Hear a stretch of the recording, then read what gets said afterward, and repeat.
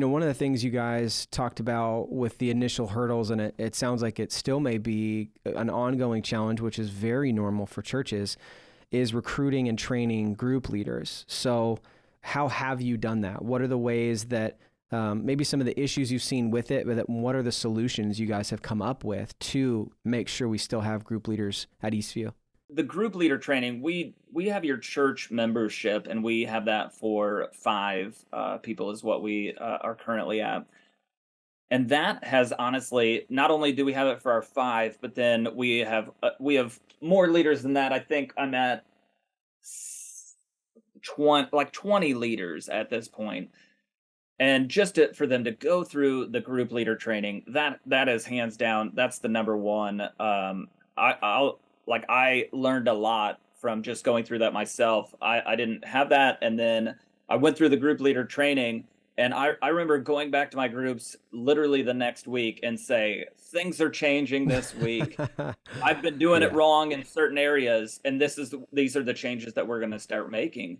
And that was so humbling for me, because one of the guys was like, "Well, let's start over." I'm like, "Okay, but let's not get that drastic." But no, from we're doing it this way. We're gonna do it Yeah. like as you guys say, you pay the dumb tax. Like, learn from the people who have paid the dumb tax.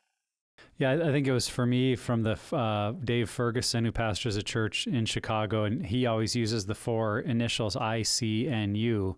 And that idea of saying to someone, I see something in you, I see in you. Because I think when we're leading a group, or we're maybe helping oversee a number of groups, it's very common that people that are in their story, are focused on their journey, especially early on, as they should be, are not thinking about, oh, I could lead this group someday. In fact, most of us, I mean, even my story, it's like, I just wanted to fix it. I wanted to get it out of my life and my marriage so that my wife would be happy and our marriage would be better. But I was not dreaming about leading groups and telling my church. It's like, I wanted to move on and be better and forget it. But it really took other people in my story saying, Nick, you could make an impact with your story on other people. This could be a game changer for people in your church. If you told your story, who else could you help? And it started to get these wheels turning of looking outside of my own story and looking at other people to go, okay, let's think about that. What would that look like? How would that work? And I mean, obviously I was a pastor, and so my story is a little different than someone who's not. But I think that same principle so applies when we're looking for group leaders. And what I feel like I've heard from you, Stuart, of doing is just identifying those people in group, and then not just hoping that maybe they'll one day offer to volunteer, but actually coming alongside of them and saying, hey, I see something in you. I see that you have a passion for this. It seems like God's really at work in your heart. I think you could help lead a group, or you could take one. You have the maturity and the ability. And that might be, it may seem obvious to you, but I will tell you, they're probably not thinking about it. Now, there is the occasional person that is, they're feeling led, they're feeling inspired. And sometimes in those cases, we actually have to pull that person back, because sometimes they're too eager to lead and not focused enough on their own story. But in general, I think it does take us coming alongside someone and saying, you can do this. Have you thought about it? Have you prayed about it? And that may be what gets the ball rolling for them to become the next group leader.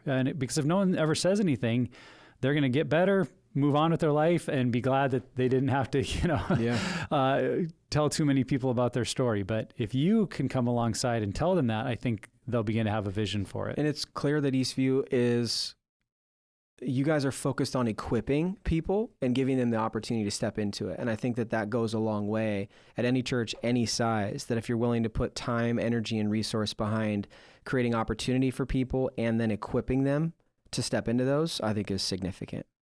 Yeah, and you guys are reminding me, there's one of the groups that I lead, a guy showed leadership qualities literally from day one. And just to text him after group and say, hey, I see this in you, that has been so affirming. Like, whenever we lead a group and somebody asks a great question, or points something out, like, there's just like, hey, that's great quality for leadership. The other thing is, there are times where we can be on vacation, and so I'll still say, hey guys, still meet, just do check-ins. And just for that one guy to say, hey, I want to put you in charge of this week, and you're going to be the one that's guiding the group in check-ins. And just to see them shine in that moment, that's a really cool opportunity. And then the co-leader is one that's a double bind right there, because we have people at this point, they're signed up, they're waiting for the next group to launch. And we've kind of said, you know what, before we're sending somebody off on their own to do this, we want you to experience, be a co-leader first. And I kind of relate this to myself. When I was an EMT basic, I was a basic for 4 years before I became a paramedic. And what I wasn't doing a lot of was I wasn't watching what the paramedic was doing. I was just making sure that I was doing the job of a basic and doing my job really well. And then when I became a paramedic, it was kind of this eye-opening experience of I should have been paying attention to you guys. What was I doing all that time? Yeah. But the reality is that was not my job. And so when somebody's in group, it's not their job to watch how the leader leads. Yeah. It's their job to focus on themselves and find healing.